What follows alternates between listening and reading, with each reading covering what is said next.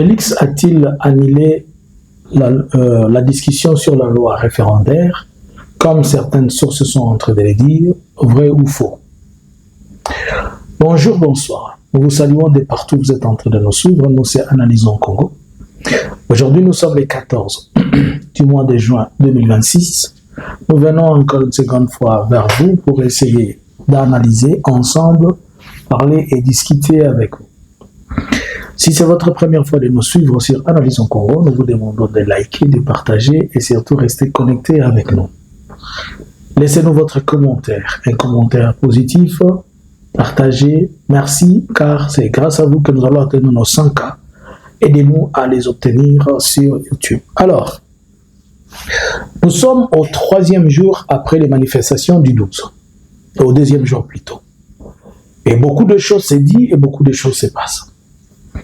Hier soir, nous avons fait comprendre que ceux qui ont provoqué ces émeutes, ceux qui ont provoqué ces situations, n'étaient personne d'autre à part les trois groupes, la police, la force du progrès et les JR incorporés dans la police et dans les forces du progrès en tenue civile.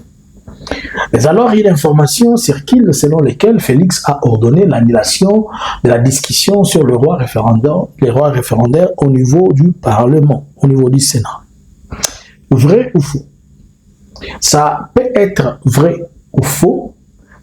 Et moi, je vais vous dire ce que moi je pense d'après mes analyses. Juste depuis hier, il y a beaucoup de réactions au niveau international.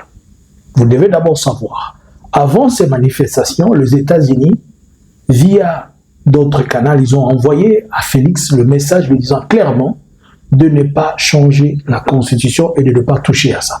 Qu'il arrête avec ces histoires de loi référendaire. Ça, c'est au courant de la semaine qui vient de finir ici. Au courant de la même semaine qui vient de finir, vous savez que Félix était en voyage en Égypte. Et parmi les choses pour lesquelles il est parti là-bas, c'est solliciter encore avoir des armes, de l'équipement et des munitions pour faire la guerre. Cela veut dire qu'il a à la fois un pied dans l'histoire des référendums et dans l'histoire de la guerre. Et pourquoi il est parti demander l'assistance de l'Égypte pour que l'Égypte vienne en pompe pour l'aider à faire la guerre? C'est puisqu'il a besoin de récupérer Goma et Bukavu, lui permettant ainsi de bien faire son histoire de référendum. Car Goma et Bukavu n'étant pas associés dans cette démarche, il réalise que ça lui prive une crédibilité, ça les détache de la crédibilité et ça les détache du réalisme des choses. Et voilà pourquoi dans son esprit, il veut toujours faire la guerre. Alors ainsi, après ces événements, après ces choses, les événements se sont passés, les événements du 12. Les événements du 12 sont devenus une très mauvaise odeur et ils portent une mauvaise haleine dans tout le sens.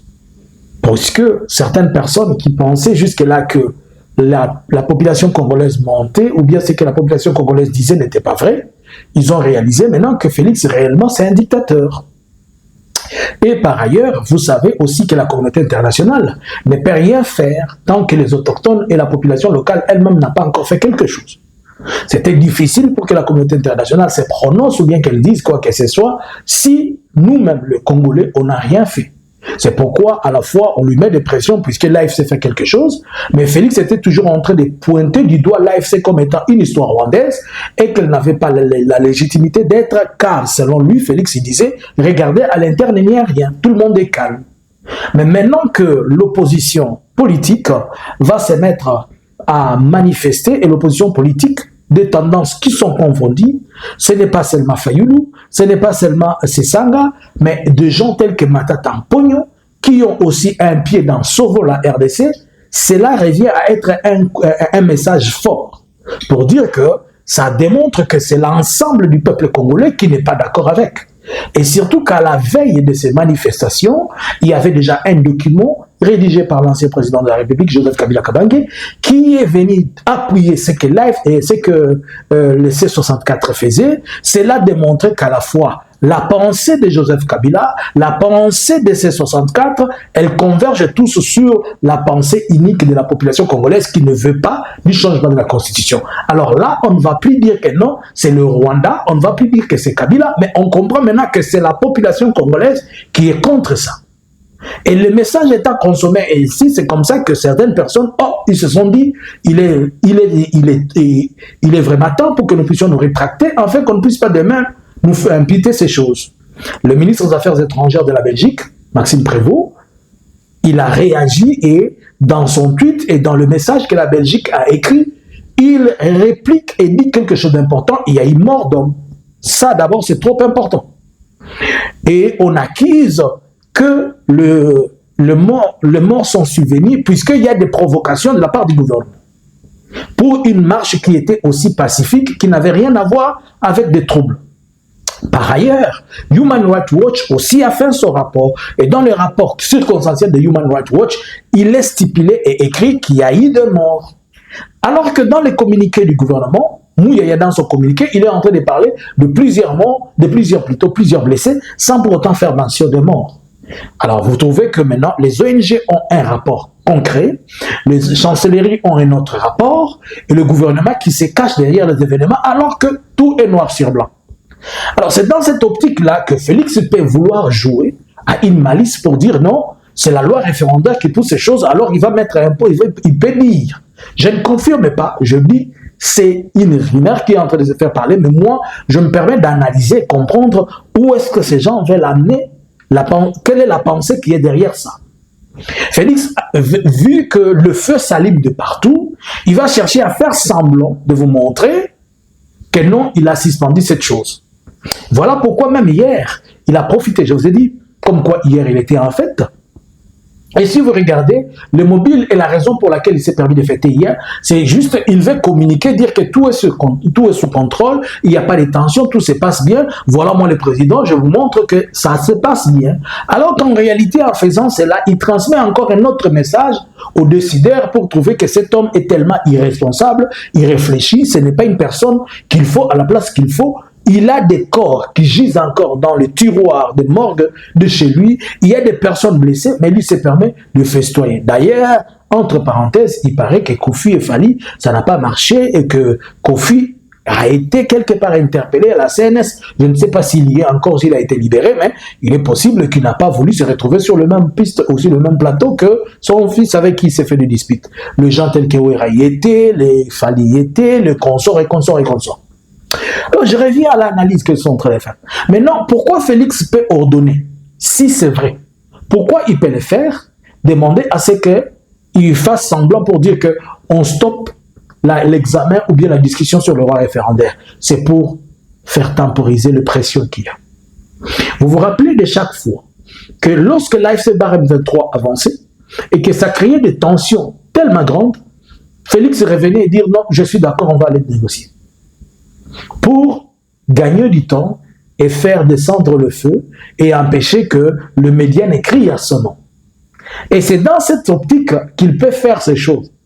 Mais même s'il les faisait, même si Félix les disait ouvertement, je ne croirais en aucun mot qui sortira de la bouche de Félix. Dans mes analyses, je ne le croirais pas. Puisque Félix n'a pas de parole. Puisque Félix n'a pas de garantie.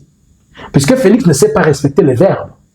Puisque Félix ne sait pas ce que c'est un mot d'honneur dans sa bouche. Par ailleurs, l'orgueil qui domine la tête de Félix, que l'on fasse toutes les pressions, il va aller au référendum. Je vous dis la vérité. Le peuple ne veut pas, et c'est vrai. Et il va trouver un mécanisme cachotier pour lequel il va y passer. Je vais vous dire, et je vais vous informer une chose. Ce programme de changement de constitution ne date pas de maintenant. Ça a commencé à être mijoté depuis 2020-2021.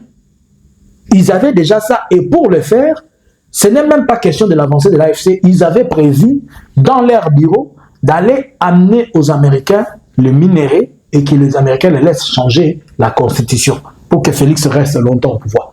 Cette histoire, elle ne date pas de maintenant, elle date de longtemps. Elle était déjà dans leur bureau.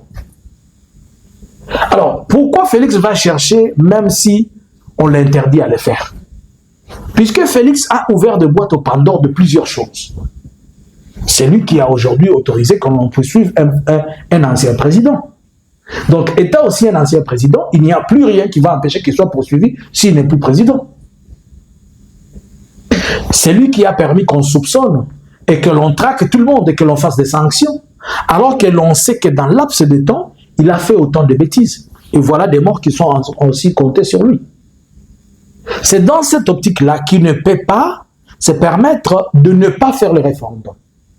Mais soyez-en sûrs, tout le monde a déjà dit à Félix, n'avance pas avec cette histoire. La France a dit non. La Belgique dit non.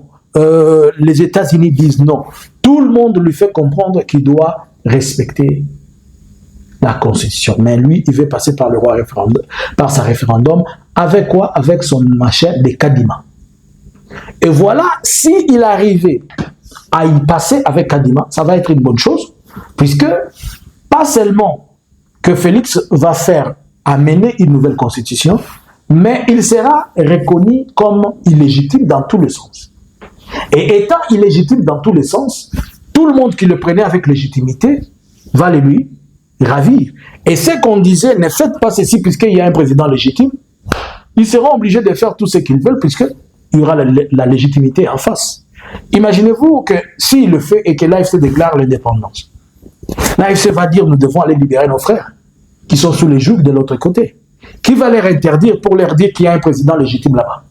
Dès lors qu'eux, ils vont avoir une autre constitution et celle-là va avoir une autre constitution. Donc, je vous montre le deux pas de cette histoire. Oui, Félix peut dire qu'on suspend, on sursoit la question des discussions sur le roi référendaire juste pour amener une accalmie quelque part. Vous voyez, il y a beaucoup de pression sur lui. Le fait s'allume de toutes parts. Ça déjà, tout le monde a déjà vu que le peuple congolais ne veut pas. Et tout le monde a compris que non, le peuple n'est pas d'accord avec toi, il ne veut pas t'accompagner dans ce projet, il faut laisser. Pour ce faire, Félix peut dire, ok, j'accepte. Et pendant qu'il dira que j'accepte, vous allez attendre là-bas que non, on va promulguer une nouvelle constitution. Mais ça a été fait quand? Il a fait court son histoire dans son parlement. Donc, s'il dit non ici, ça va être pour gagner du temps, pour tromper la vigilance, c'est une manœuvre politicienne. Et après, il va y passer, puisqu'il doit rester au pouvoir. Et en faisant cela, maintenant, il donne droit à tout le monde de le prendre, puisque là, il sera illégitime et personne, Félix ne pourra stopper personne à y arriver. Donc, Félix stopper le mouvement de changement de la loi référendaire, c'est une manœuvre politique. Félix va-t-il arriver à changer? Il va tout faire pour y arriver. Quelle que soit la pression qui va monter, son orgueil va le pousser. Satan côté la Félix, a Tingamasa le Lokowana. Comme ça, peuple paix, à Roko Isaïe. Que pensez-vous? Ira-t-il au bout ou bien il va stopper? Ceci ne veut pas dire que la pression du peuple congolais est vaine. Non. Ceci ne veut pas dire que ce que C64 est en train de faire est vain. Non. Même si aujourd'hui on veut commencer à accuser C64 de troubles de tout ceci, on veut lui porter aussi, on veut aller avec la même méthodologie, amener faire un procès, commencer à amener Kabound, Martin Fayoulou, les amener au tribunal, c'est du n'importe quoi. Le peuple doit et nous devons continuer à mettre pression. Félix, ce n'est pas une personne à qui vous devez donner une crédibilité de même 30 secondes. Ce n'est pas quelqu'un à qui vous devez donner de l'espace. J'ai dit que mes mots vont être durs à son égard. Pour moi, Félix, c'est une bête. Puisqu'il n'y a que les hommes qui réfléchissent bien.